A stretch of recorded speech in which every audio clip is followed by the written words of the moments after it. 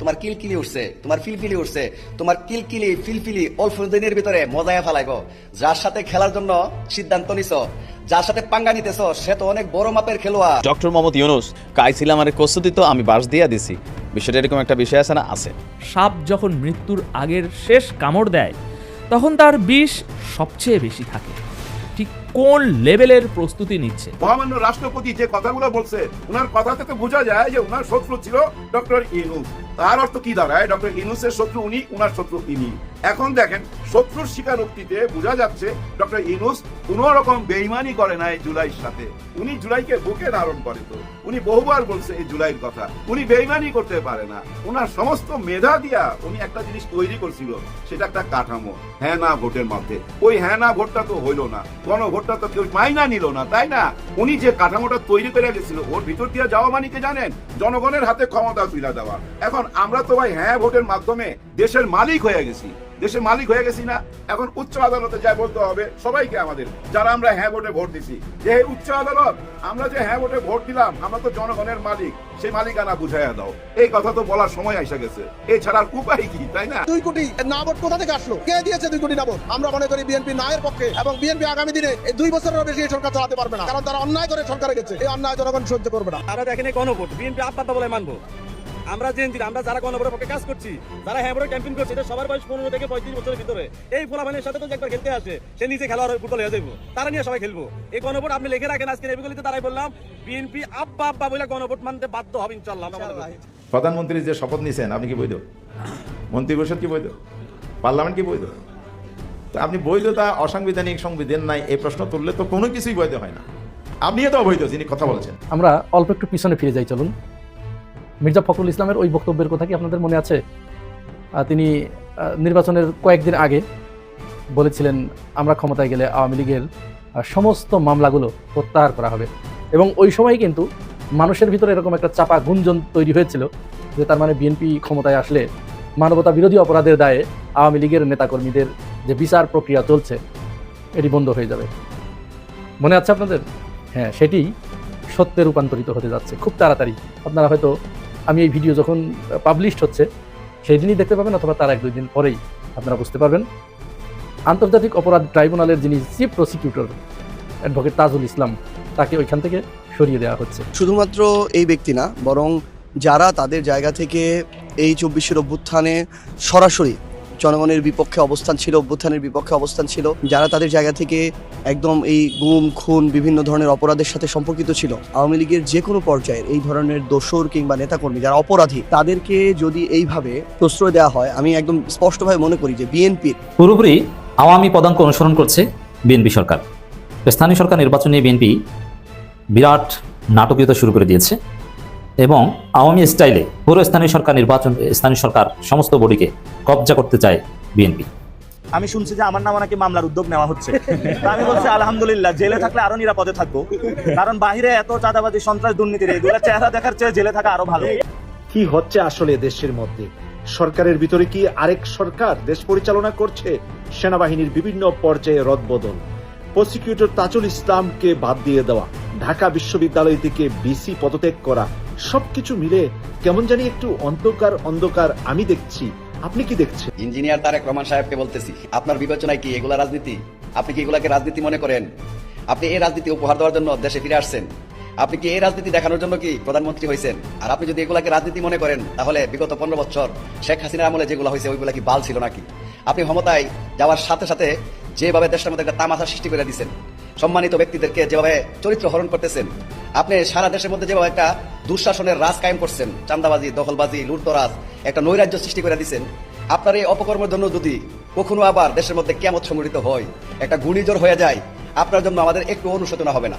কারণ আপনি আপনার কর্মের ফল ভোগ করবেন। এদেশের মানুষ যখন ফেসে উঠে, এদেশের মানুষ যখন বিক্ষোভে ফেটে যায়, তখন কিন্তু আব্বা চিনে না, আব্বার উপর বৈশা বৈশা কিন্তু এদেশের সন্তানেরা প্রস্তাব করে দিছে।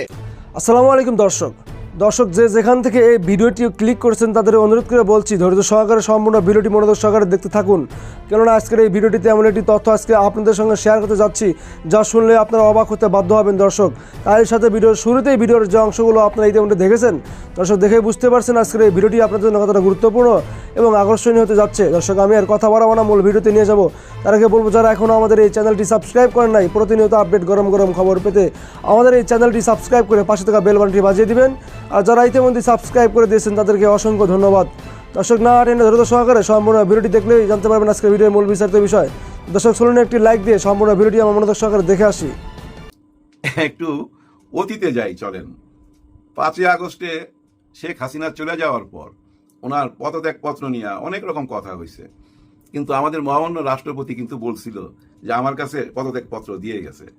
আবার একটা ইন্টারভিউতে বলছিল যে আমি জানি না, আরো কিছু কথা উনি বলছিল। কিন্তু ওই ইন্টারভিউতে, এটা ছিল বোধহয় মানব জমিনের ইন্টারভিউ, ওই ইন্টারভিউতে উনি বলছিল যে কি কারণে যেন শেখ হাসিনা ওনাকে পছন্দ করতো না, উনি যোগাযোগ করতে চাইলে যোগাযোগ করতো না, উনি সালাম দিলে নিত না, মানে ওনাকে দূরে ঠেলা দিছে শেখ হাসিনা, এরকম একটা কথা বলছে। অনেকের মনে একটা সিম্পেথি আসছে, তাই না, যে আয় হায় ওনাকে এত অবহেলা করতো, যাই হোক থাকুক মানুষটা।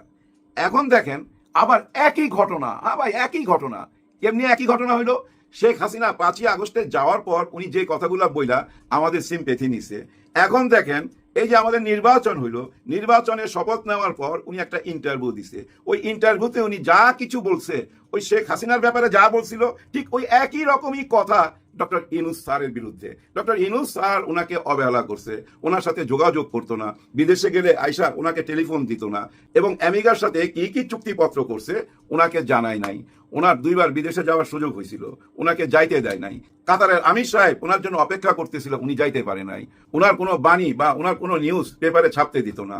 মোট কথা ওনাকে বন্দি করে রাখছে। এই কথাগুলো উনি বলছে। পুরা ইন্টারভিউটার মধ্যে দেখবেন টোটাল টার্গেটটাই কিন্তু ডক্টর ইউনূস স্যার। ওই একই ঘটনা আবার দেখেন, একই ঘটনা 5ই আগস্টের পর শেখ হাসিনার বিরুদ্ধে যেরকম অভিযোগ, এখনো কিন্তু সেম অভিযোগই, কিন্তু আরো বড় কইরা, আরো বোল্ডলি। এই মুহূর্তে তো ভাই উনি পুরা বিএনপির মধ্যে হিরো। হ্যাঁ, আমার তো মনে হইতেছে রাষ্ট্রপতি চেঞ্জ করার দরকার নাই, ওনাকে রাইখা দেওয়া উচিত। কারণ উনি তো বলছে যে আমাকে এখানে টিকায় রাখছে বিএনপি, বিএনপির কারণেই উনি টিকা আছে। এবং আর্মি ভাইরা নাকি ওনাকে বলছে যে আপনাকে ধরে রাখতেই হবে, আপনি না থাকলে তো দেশের সংবিধানই থাকে না, আপনাকে থাকতে হবে, আমরাও আছি আপনার সাথে, এইভাবে টিকায় রাখছে। এখন আসি মূল কথায়। দেখেন ইতিহাস কি বলে। ইতিহাস কিন্তু বলে বন্ধুর প্রশংসার চেয়ে শত্রুর স্বীকারোক্তি অনেক বড় প্রমাণ, শক্ত প্রমাণ। হ্যাঁ, বন্ধুর প্রশংসার চেয়ে শত্রুর স্বীকারোক্তি অনেক বড় প্রমাণ। কি প্রমাণ? এই যে আমরা বইলা বেড়াইতাম না, বেইমানি করছে ডক্টর ইউনূস স্যার, বেইমানি করছে জুলাইর সাথে, ওদের সঙ্গে তলে তলে হাত কইরা ওদেরকে ক্ষমতায় না দিছে। আবার ওই যে খলিল সাহেব তো এখানে মন্ত্রী বানায় দিছে। এই খলিল সাহেবই লন্ডনে যায় সবকিছু ঠিকঠাক কইরা ক্ষমতা দিয়া চুপচাপ ডক্টর ইউনূস এখন বিদেশে চলে যাবে কিছুদিনের মধ্যে সেফ এক্সিট নিয়া। তার মানে উনি জুলাইর সাথে বেইমানি করছে। এখন দেখেন এখানে যে কথাবার্তাগুলো বলছে মহামান্য রাষ্ট্রপতি, যে কথাগুলো বলছে, ওনার কথাতে তো বোঝা যায় যে ওনার শত্রু ছিল ডক্টর ইউনূস। তার অর্থ কি দাঁড়ায়? ডক্টর ইউনূসের শত্রু উনি, ওনার শত্রু ইনি। এখন দেখেন শত্রুর স্বীকারোক্তিতে বোঝা যাচ্ছে ডক্টর ইউনূস কোন রকম বেইমানি করে না এই জুলাইর সাথে। উনি জুলাইকে বুকে ধারণ করে, তো উনি বহুবার বলছে এই জুলাইয়ের কথা, উনি বেইমানি করতে পারে না। ওনার সমস্ত মেধা দিয়া উনি একটা জিনিস তৈরি করছিল, সেটা একটা কাঠামো, হ্যাঁ না ভোটের মধ্যে। ওই হ্যাঁ না ভোটটা তো হইলো না, গণভোটটা তো কেউ মাইনা নিল না, তাই না? উনি যে কাঠামোটা তৈরি করে গেছিল, ওর ভিতর দিয়ে যাওয়া মানে কি জানেন? জনগণের হাতে ক্ষমতা তুলে দেওয়া। এখন আমরা তো ভাই হ্যাঁ ভোটের মাধ্যমে দেশের মালিক হয়ে গেছি, দেশের মালিক হয়ে গেছি না? এখন উচ্চ আদালতে যাই বলতে হবে সবাইকে, আমাদের যারা আমরা হ্যাঁ ভোটে ভোট দিছি, যে উচ্চ আদালত আমরা যে হ্যাঁ ভোটে ভোট দিলাম, আমরা তো জনগণের মালিক, সেই মালিকানা বুঝাইয়া দাও। এই কথা তো বলার সময় এসে গেছে, এছাড়ার উপায় কি, তাই না? যাই হোক, ডক্টর ইউনূসকে আপনারা ভুল বুঝবেন না, উনি জুলাইর পক্ষেই ছিল। উনি তো বলছেই ছাত্ররা আমাকে এখানে আইনা বসাইছে, ওদের ডাকি আমি ফ্রান্স থেকে আসছি। আর আসার পর ওনার মেধা দিয়া যেটুক পারছে ওইটুক কইরা গেছে, আমাদেরকে ভোটের মাধ্যমে বুঝাই দিয়ে গেছে। আমরা আদায় করতে না পারলে আমরা প্রজা হয়ে গেলাম, প্রজা ছিলাম, প্রজাই রয়ে গেলাম। রাজা মাইনা না নিলে প্রজা কি করতে পারে, তাই না? একটা চরম সত্যি কথা মাইনা নিতে হবে তো, যে ওনারা এখন এই মুহূর্তে ক্ষমতায়, ওনারা যা ইচ্ছা তাই তো করতে পারে। আমাদের দাবি দাওয়া মাইনা না নিলে আপনি কি করতে পারবেন? যাই হোক, ওনাদের ক্ষমতা ওনারা উপভোগ করুক। দেখেন একটা কথা তো সত্যি যে ওনারা এই মুহূর্তে ক্ষমতায়, যারা ক্ষমতায় যাবে তারা তাদের মতো করে দেশটাকে সাজাবে, সাজাক। আমরা চাই সুন্দরভাবে সাজায়া দেশটাকে সুন্দরভাবে পরিচালনা করুক। যার জন্য দেখেন ওনাদের সেট আপ অলরেডি হয়ে যাচ্ছে, চারিদিকে চেঞ্জ আরম্ভ হয়েছে, বদলি আরম্ভ হয়ে গেছে। সবচেয়ে বড় কথা কি জানেন, একটু কষ্ট লাগছে, তারপরে মাইনা নিতে বাধ্য হয়েছি চিফ প্রসিকিউটর তাজুল সাহেবের ব্যাপারটা। আরে এই জায়গাটা কেউ আসতে চায় নাই। আসিফ নজরুল সাহেব বারবার আবেদন করতেছিল আপনারা কেউ আসেন, কেউ আসেন, কেউ আগে আসতে চায় নাই, কারণ আওয়ামী লীগের বিচার করতে হবে, শেখ হাসিনার বিচার করতে হবে, ভয়ে কেউ আগে আসে নাই। তখন কিন্তু আমাদের তাজুল সাহেব আগে আসছিল। যখন তোমার কেউ ছিল না তখন ছিলাম আমি, এখন তোমার সব হয়েছে, পর হয়েছি আমি। আজকে থেকে উনি পর হয়ে গেলেন, উনি আর ওই আসনে থাকতে পারলেন না। নতুন চিফ প্রসিকিউটর আসছে মনিরুল ইসলাম সাহেব, ওনার কিছু কথা আমি শুনছি, আমার ভালো লাগছে। এই জন্য ভালো লাগছে উনি স্পষ্টভাবে বলছে যেভাবে আন্তর্জাতিক ট্রাইব্যুনালের কার্যক্রম চলতেছিল ঠিক ওইভাবেই চলবে। হ্যাঁ, কোন রকম কোনো কিছু হস্তক্ষেপ হবে না। একটা জিনিস তো মানতে হবে ভাই, হাকিম নড়ে, হুকুম নড়ে না। যেটা হুকুম হয়ে গেছে সেটা তো হয়ে গেছে, হাকিম চেঞ্জ হইতে পারে। এখন হাকিম চেঞ্জ হইতেছে, অসুবিধা না ভাই, যার যার মতো করে সাজায় নিতে দেন, এটা দরকার আছে ভাই। কেন বিশ্বাস করবেন? ধরেন জামাত ইসলাম বা 11 দল যদি আসতো, ওনারা সেট করে নিত না ওনাদের মতো? কিন্তু কথা হচ্ছে একটা জায়গায়, সেটা কি জানেন? পুলিশ প্রশাসন, আমাদের র্যাব ভাই, আর্মি ভাই, এই জায়গাটায় এইখানে কেউ হাত দিয়েন না প্লিজ, ওনাদেরকে আইনের গতিতে চলতে দেন। একটু আগে একটা ব্যাপার দেখে খুব কষ্ট পাইলাম এবং ভয়ও পাইছি ভাই। কি জানেন, এক লোক ধমক দিছিল ওসি সাহেবকে, আপনারা এর মধ্যে যাই না গেছেন হয়তো। উনি হুমকি দিছিল যে আমারে ট্যাক্স দিয়া এখানে থাকতে হবে, আরো অনেক রকম গালাগালি। কিন্তু ওনাকে অ্যারেস্ট করে নিয়ে যাওয়ার পর আদালত থেকে জামিন পাওয়া গেছে।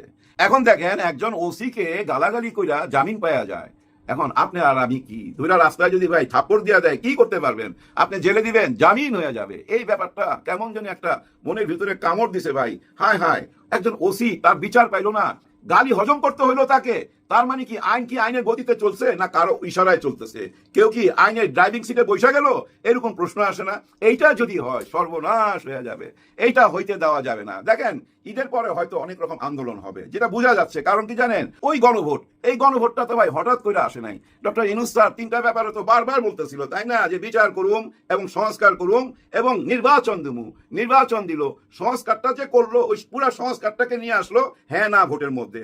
এখন আমরা হ্যাঁ ভোট দিছি 4,80,00,000 মানুষ, 2,25,00,000 মানুষ না ভোটে ভোট দিছে। তার মানে আমরা ডবল সংখ্যক মানুষ হ্যাঁ ভোট চাই। ডক্টর ইউনূস স্যার যে সংস্কারটা করলো, পুরা সংস্কারটা তো আটকে গেল ওই হ্যাঁ ভোটের মধ্যে। আমাদের ওই হ্যাঁ ভোট কি হবে?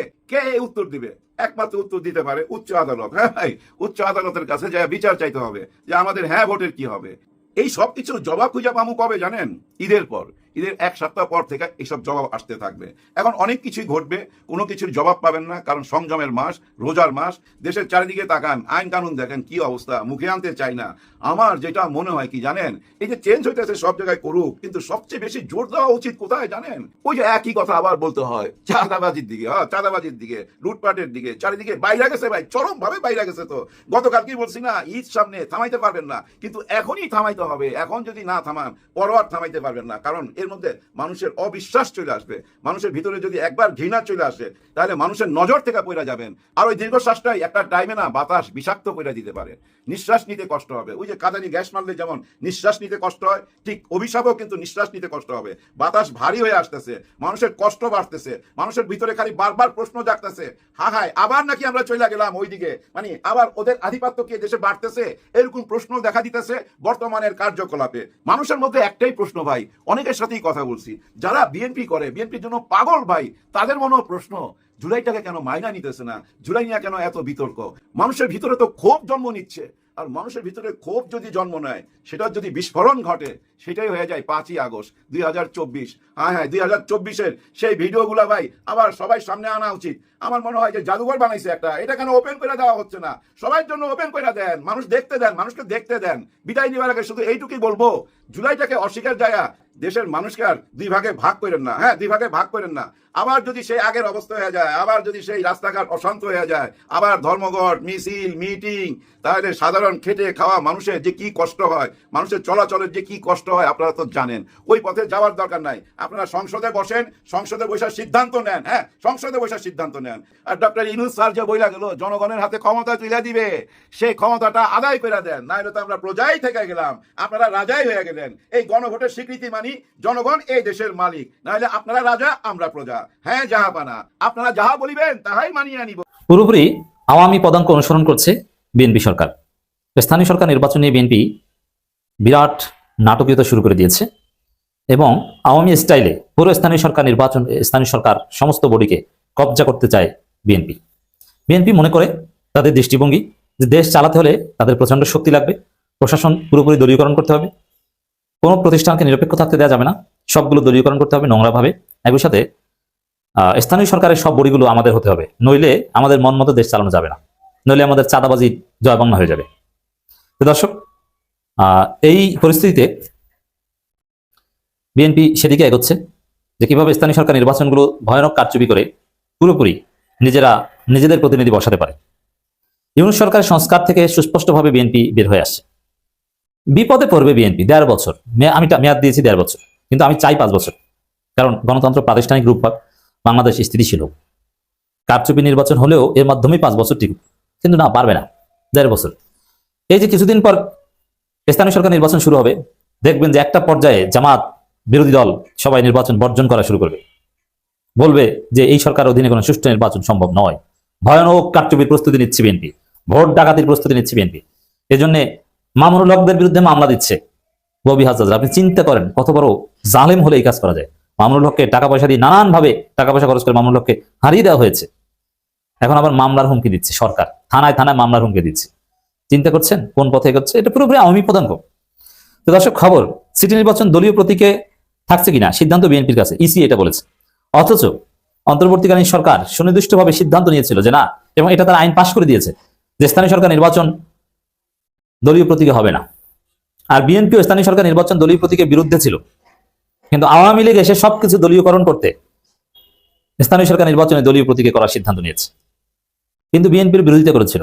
কিন্তু এখন বিএনপি আবার দলীয় প্রতীকে স্থানীয় সরকার নির্বাচন চায়, কারণ বিএনপি এখন ক্ষমতায়, আওয়ামী স্টাইল ফলো করতে হবে, সবকিছু দখল করতে হবে। দলীয় প্রতীক না থাকলে বিএনপিতে ভয়ানক অন্তর্কন্দলে বিএনপির ভোট 5 ভাগ হয়ে যাবে, কিন্তু দলীয় প্রতীক থাকলে অ্যাটলিস্ট 2 ভাগ বা কিছু ভাগ কমানো যায়, এবং স্থানীয় নির্বাচনে মানুষ সৎ এবং ভালো প্রার্থীকে ভোট দিবে। কিন্তু না, তাদেরকে এক্সক্লুড করে দলের রাজত্ব কায়েম করার জন্য, একটা নোংরা রাজনীতি কায়েম করার জন্য দলীয় প্রতীকে স্থানীয় সরকার নির্বাচন চায় বিএনপি।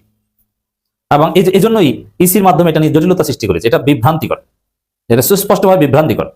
এটা সেটেলড ইস্যু। স্থানীয় সরকার নির্বাচন দলীয় প্রতীকে হতে পারবে না, স্থানীয় সরকার নির্বাচন নির্দলীয় হতে হবে। এটা ক্লিয়ার কথা। এই বিষয়ে যেন জামাত কোনো ছাড় না দেয়, দলীয় প্রতীকে কোনো স্থানীয় সরকার নির্বাচনে যেন জামাতের লোকজন অংশগ্রহণ না করে এবং তার বিরুদ্ধে তীব্র আন্দোলন যেন করে তোলে। ইউনূস সরকার আইন করে দিয়েছে, বিএনপি যাতে রাজি। আরো অনেক বিষয় আছে, বিএনপি পুরোপুরি রাজি। যেমন দেখেন কত বড় বাটপার বিএনপি, কত বড় অসৎ দেখাই আপনাদেরকে। ডেপুটি স্পিকার বিরোধী দল থেকে হবে, এই বিষয়ে বিএনপি কোনো নোট অফ ডিসেন্ট দেয় নাই। Without any note of dissent BNP এটা মেনে নিয়েছে। কিন্তু এখন বিএনপি এসে বলছে ডেপুটি স্পিকার 2 জন। কেন 2 জন? ডেপুটি দেখেন কত বড় ধান্দাবাজ, বাটপার, অসৎ এই বিএনপি সরকার। ডেপুটি স্পিকার 2 জন করতে হবে এরকম কোনো নীতিমালা ছিল না। এখন 2 জনের থিওরি কেন আনছে? যে জুলাই সনদে তারা এই বিষয়ে রাজি হয়েছে নোট অফ ডিসেন্ট ছাড়া, অতএব এটা তো না মানলে আবার কেমন দেখায়, অতএব বিরোধী দল থেকে একজন ডেপুটি স্পিকার নিতে হবে। এই গেল একটা। কিন্তু এতে আবার সমস্যা হচ্ছে, বিএনপি জুলাই সনদ মানবে না, সংবিধান সংস্কার করবে না, ভারতের পরামর্শে যতটুকু করা যায় ততটুকু, তার বাইরে করবে না। এজন্য সংবিধান সংস্কার পরিষদের শপথ নেয়নি বিএনপি। কিন্তু জুলাই সনদ অনুযায়ী 60 জন হলেই সংবিধান সংস্কার পরিষদ অধিবেশন হতে পারে। এবং বিরোধী দলের চিফ হুইপ নাহিদ ইসলাম চাইলে অধিবেশন ডাকতে পারেন, কিন্তু অধিবেশন পরিচালনা করবেন কে? ডেপুটি স্পিকার করতে পারেন। তবে এখানে স্পিকারই করবেন বেসিক্যালি। কিন্তু দেখা যায় চুপ্পুকে অবশ্যই বিএনপি সরিয়ে দিবে। তো চুপ্পুকে সরানোর পর একদিনের মধ্যে তো আর রাষ্ট্রপতি হবে না। চুপ্পুকে সরালে যেমন 12 তারিখ ডেপুটি স্পিকার নির্বাচিত হবে, মার্চের 12 তারিখ। এরপরেই চুপ্পুকে সরানো হবে। তো চুপ্পুকে সরানোর পর রাষ্ট্রপতি নির্বাচনের যে কয়েকদিনের প্রক্রিয়া লাগে, ওই সময়টা ভারপ্রাপ্ত রাষ্ট্রপতি হবেন যিনি স্পিকার হবেন তিনি। তখন ডেপুটি স্পিকার ভূমিকা পালন করবেন। আর তখন যদি ডেপুটি স্পিকার হয় জামাতের, আর বিরোধী দলের চিফ হুইপ যদি সংবিধান সংস্কার পরিষদ অধিবেশন ডেকে দেয়, তারা তো কয়েক মুহূর্তের মধ্যে, 1-2 দিনের মধ্যেই নতুন সংবিধান পাশ করে ফেলতে পারবে।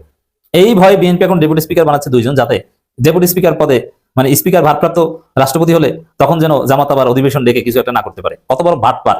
এই বাটপারি করা দরকার আছে। আপনি জুলাই সনদে যেটা সাইন করেছেন সেটা মানেন, এখন বলছে ডেপুটি স্পিকার 2 জন। চিন্তা করছেন? আসলে সংসদের যে কাঠামো, বিএনপি 2/3 মেজরিটি পেয়েছে, এটা একটা স্বৈরাচারী সংসদ, যা ইচ্ছা তা করতে পারবে। এখানে বিরোধী দলকে জিজ্ঞেস করার কোনো প্রয়োজন নেই। কান্নাকাটি, চিৎকার চেঁচামেচি হবে, কিন্তু হেলদি ডিবেটও হবে, কিন্তু ডিবেটের কোনো দাম থাকবে না। কেন দাম থাকবে না? 2/3 তো তারা। আপনি সারাদিন চিল্লি করে যদি কোন একটা বিষয়ে ভোট দেন, বিএনপির লোকজন এবং বিএনপির স্বতন্ত্ররা তো বিএনপির পক্ষে ভোট দিবে, বিএনপির বিলের পক্ষে ভোট দিবে। অতএব দেশে কি করতে যাচ্ছে বুঝতে পারছেন তো? কত বড় মোনাফিকি করছে বিএনপি। বিএনপি জুলাই গাদ্দার এবং বিএনপি মোনাফিক। এই যে কথা যে সিটি নির্বাচন দলীয় প্রতীকে থাকছে কিনা সিদ্ধান্ত বিএনপির কাছে, এটাও আর একটা গাদ্দারি মোনাফিকি। কোন সংস্কার, যেহেতু ভারতের হাত ধরে ভারতের মধ্যস্থতায় বিএনপি ক্ষমতায় এসেছে, ভারত বলে দিয়েছে আওয়ামী লীগকে যে বিএনপিকে ভোট দাও, এবং মেটিকুলাস ডিজাইন দুইটাই। একদম ডিজাইন বা ফলাফল টেম্পারিং করতে হলে তো কাছাকাছি যেতে হয়। যেমন বিএনপি যদি ভোট পায় 30,000 আর জামাত যদি ভোট পায় 1,20,000, সেখানে কিন্তু বিএনপিকে জিতিয়ে দেওয়া যায় না। জিতিয়ে দেওয়া যায় কখন? 5-10,000 পার্থক্য হলে সেখানে জিতিয়ে দেওয়া যায়। বিএনপিকে 5-10,000 পার্থক্যের জায়গায় জিতিয়ে দেওয়া হয়েছে, যেটা ধরা কঠিন। এখন এই 5-10,000 পার্থক্য বা এই যে টেম্পারিং করার পরিস্থিতি তৈরি হয়েছে কিভাবে? আওয়ামী লীগের ভোটে জামাতের কাছাকাছি এসেছে বিএনপি। আর আওয়ামী লীগ ভোট দিয়েছে কি বিএনপির অনুরোধে? না, আওয়ামী লীগ ভোট দিয়েছে ভারতের কথায়। এভাবে ক্ষমতা এসে এখন জুলাই ইউনূস সরকার কোনো কিছু মানতে চাচ্ছে না। এক ভয়ানক অস্থিরতার দিকে যাচ্ছে দেশ। আমরা অল্প একটু পিছনে ফিরে যাই চলুন। মির্জা ফখরুল ইসলামের ওই বক্তব্যের কথা কি আপনাদের মনে আছে? তিনি নির্বাচনের কয়েকদিন আগে বলেছিলেন আমরা ক্ষমতায় গেলে আওয়ামী লীগের সমস্ত মামলাগুলো প্রত্যাহার করা হবে। এবং ওই সময় কিন্তু মানুষের ভিতরে এরকম একটা চাপা গুঞ্জন তৈরি হয়েছিল যে তার মানে বিএনপি ক্ষমতায় আসলে মানবতা বিরোধী অপরাধের দায়ে আওয়ামী লীগের নেতাকর্মীদের যে বিচার প্রক্রিয়া চলছে এটি বন্ধ হয়ে যাবে। মনে আছে আপনাদের? হ্যাঁ, সেটি সত্যে রূপান্তরিত হতে যাচ্ছে খুব তাড়াতাড়ি। আপনারা হয়তো আমি এই ভিডিও যখন পাবলিশড হচ্ছে সেদিনই দেখতে পাবেন, অথবা তার 1-2 দিন পরেই আপনারা বুঝতে পারবেন। আন্তর্জাতিক অপরাধ ট্রাইব্যুনালের যিনি chief prosecutor advocate Tajul Islam, তাকে ওইখান থেকে সরিয়ে দেওয়া হচ্ছে। এবং এই যে সরিয়ে দেয়া, এটা কিন্তু কাকতালীয় কোনো ব্যাপার নয়। এইটা মির্জা ফখরুল ইসলামের ওই বক্তব্যের সাথে সম্পৃক্ত। অ্যাডভোকেট তাজুল ইসলামকে সরিয়ে দেওয়ার প্রয়োজনীয়তা অনুভূত কেন হলো? কারণ আপনাদের এই বক্তব্য মনে আছে, আসিফ নজরুলের একটি কথা আপনারা হয়তো ভুলে যাননি। খালেদ মহিউদ্দিন আসিফ নজরুলকে যখন জিজ্ঞাসা করেছিল যে এত লোক রেখে আপনি জামাত সমর্থিত একজন চিফ প্রসিকিউটরকে কেন আন্তর্জাতিক অপরাধ ট্রাইব্যুনালে নিয়োগ দিলেন, আসিফ নজরুল সেদিন এই প্রশ্নের জবাবে বলেছিল, খালেদ আপনি অন্য একজনকে এনে দেন, আমি কত মানুষের হাতে পায়ে ধরেছি, কেউ এতে রাজি হয় নাই, কিন্তু তাজুল এতে রাজি হয়েছিল। এবং তাজুল আপনারা দেখছেন যে কিভাবে দায়িত্ব পালন করছে। তার মানে ওই দিন আওয়ামী লীগের বিচার প্রক্রিয়া শুরু হোক, বিএনপির তো অসংখ্য আইনজীবী আছে, এদিন কেউ রাজি হয় নাই, কেউ এই দায়িত্ব নিতে চায় নাই।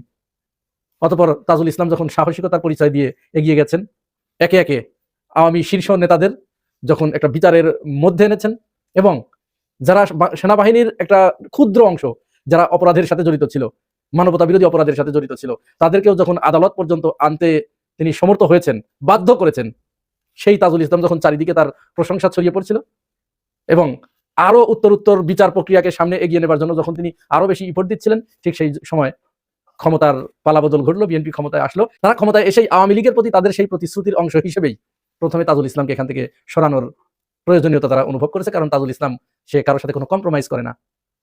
তার সাহসিকতায়, তার বুদ্ধিমত্তায় এই বিচার প্রক্রিয়া যে পর্যন্ত এগিয়ে এনেছেন, এটাকে এখানেই থামিয়ে দেবার একটা কর্মপন্থা আমরা লক্ষ্য করছি।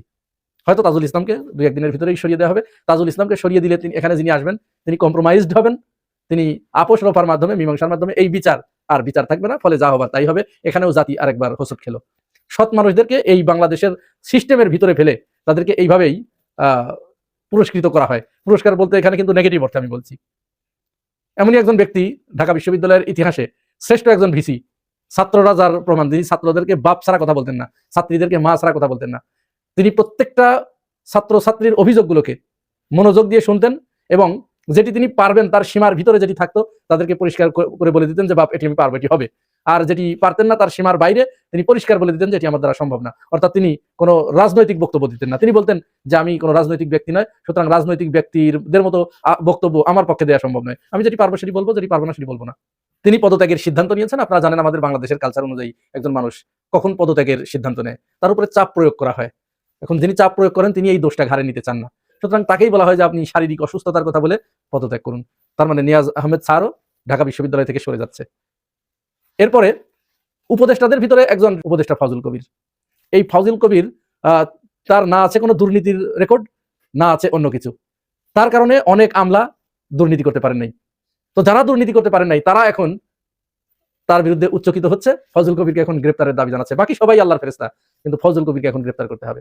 এটাই হচ্ছে বাংলাদেশ। সুপ্রিয় দর্শক, আশা করি সম্পূর্ণ ভিডিওটি মনোযোগ সহকারে দেখলেন এবং সবগুলো ভিডিওর বিস্তারিত আলোচনা মনোযোগ সহকারে শুনলেন।